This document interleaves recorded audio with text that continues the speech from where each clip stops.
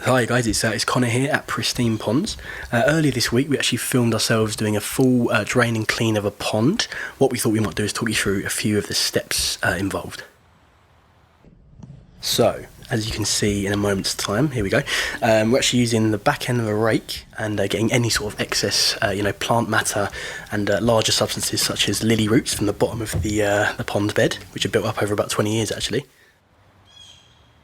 Here we are using the sump pump. This is transporting dirty water out of the pond, and then it's being absorbed by the grass and the soil when it's actually dumped onto it.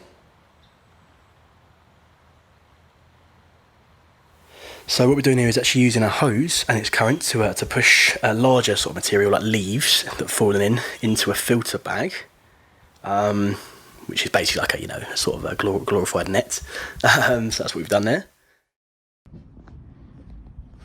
Okay, and this is the end result here, guys. So, crystal clear pond. Obviously, the customer's going to have to refill it with a hose, but, you can see the difference from the start, which we're very proud of.